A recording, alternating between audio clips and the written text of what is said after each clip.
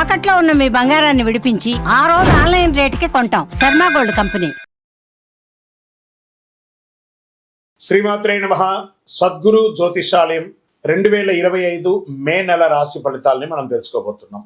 మా ఛానల్ ద్వారా చూస్తున్నటువంటి ప్రేక్షక మిత్రులందరికీ కూడా శుభాభివందనాలు.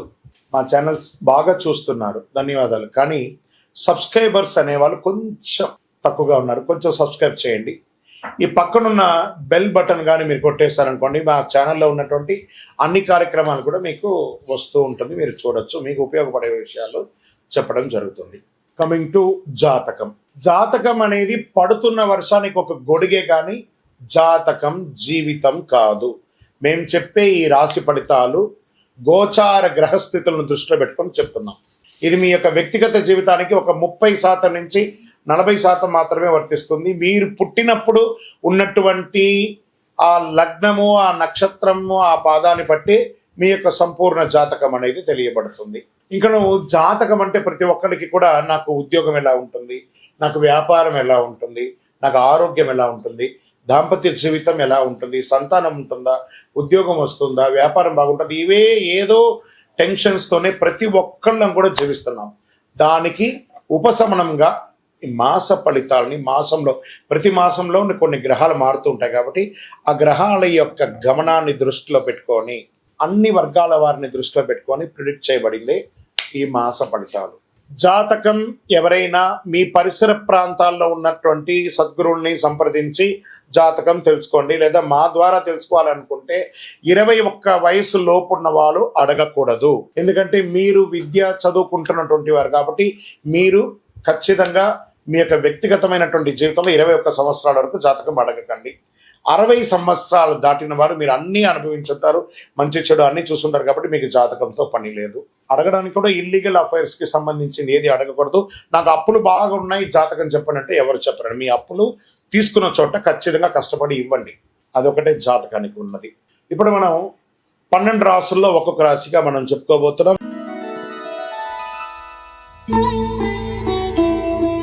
శ్రీమాత్రే నమః.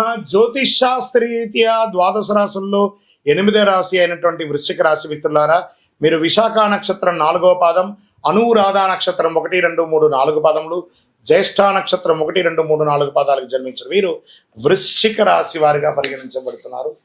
ఈ మే నెల 2025 మీకు శుభాశుభ ఫలితాలు ఎలా ఉన్నాయంటే జాక్ పాట్, గెట్ రెడీ. ఈ 2025 అంతా కూడా మీకు బాగా కలిసి వస్తుంది. జాక్ పాట్ అని చెప్పచ్చు.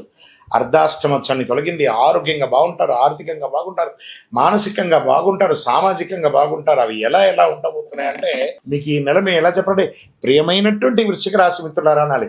ఎందుకంటే గొప్ప స్థితిలోకి వెళ్ళబోతున్నారు మీరు. వృశ్చిక రాశి వారికి ఈ మాసం అన్ని విధాలుగా బాగుంటుందండి. బృహస్పతి మొదటి భాగంలో అనుకూల స్థితిలో ఉన్నారు. లాభగ్రహానికి అధిపతి అయినటువంటి బుధుడు ఈ నెల 1వ తేదీ మే 7 వరకు 5వ ఇంట్లో ఉంటాడు. లగ్నానికి లేదా రాశికి అధిపతి అయినటువంటి కుజుడు బలహీనపడ్డ కీలక వ్యవహారంలో ధైర్యంతో ముందుకు సాగుతారు. రాజకీయ నాయకులకి ఇది యోగ కాలం. ఫస్ట్ ఎత్తగానే రాజకీయం ఎత్తుకున్నాను చూసారా. రాజకీయ నాయకులు పెద్ద పదవులు పొందుతారు లేదా గొప్ప నిర్ణయాలు తీసుకుంటారు. చేపట్టిన పనిలో కార్యసిద్ధి కలుగుతుంది. ప్రభుత్వ విషయాల్లో అనుకూలం కలుగుతుంది. పర్మిషన్స్ వస్తాయి. మీకు ఆదాయం ఆశించిన దానికంటే గొప్పగా ఉంటుంది. వృత్తి వ్యాపార వ్యవహారంలో కీలక నిర్ణయాలు నెరవేరుస్తారు.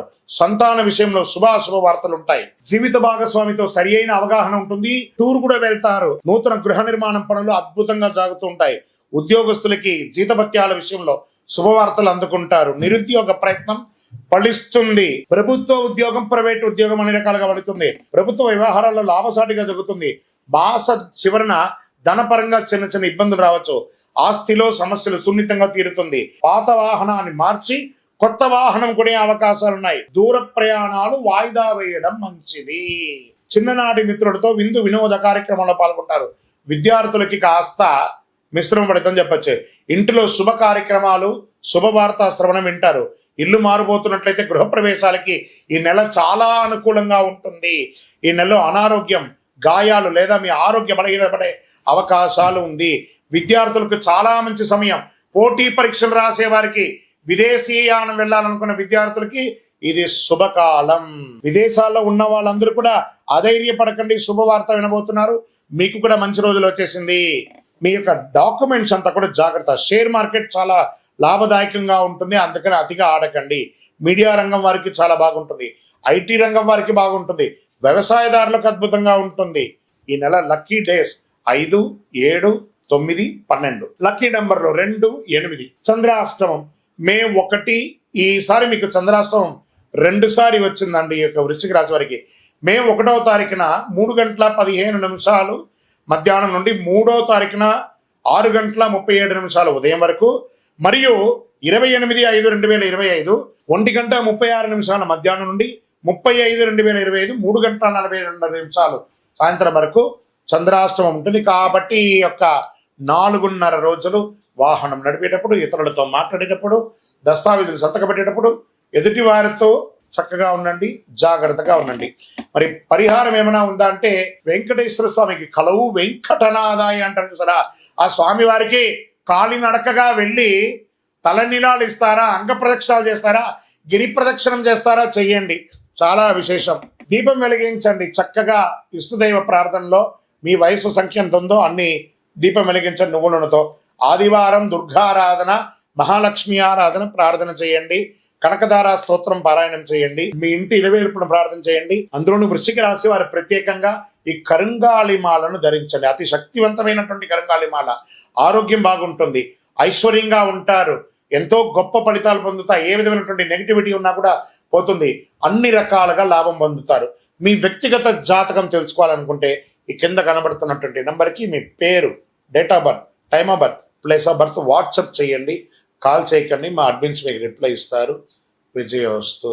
ద్వాదశ రాశుల్లో ఉన్నటువంటి మిత్రులారా, మీరందరూ కూడాను ఆయురారోగ్య ఐశ్వర్య భోగభాగ్యాలతో ఉండాలని అఖిలాండ కోటి బ్రహ్మాండ నాయకుడు శ్రీ ధర్మశాస్త్ర అయ్యప్ప స్వామి వారిని 18 అవతారాలుగా కొలువైనటువంటి స్వామివారు జీవలింగేశ్వర స్వామి సన్నిధానం జీవకోణ తిరుపతిలో ఉన్నటువంటి బ్రహ్మశ్రీ డాక్టర్ చంద్రమౌళి గురుస్వామి గారు నిర్మించిన దేవాలయంలో మీకోసం ప్రార్థన చేస్తాం. మీరు క్షేమంగా ఉంటారు. తిరుపతికి వచ్చినప్పుడు మన దేవాలయాన్ని తప్పకుండా దర్శనం చేసుకోండి. రైల్వే స్టేషన్ నుండి, బస్టాండ్ నుండి 3 కిలోమీటర్ల దూరంలో ఉంటుంది. విజయోస్తు.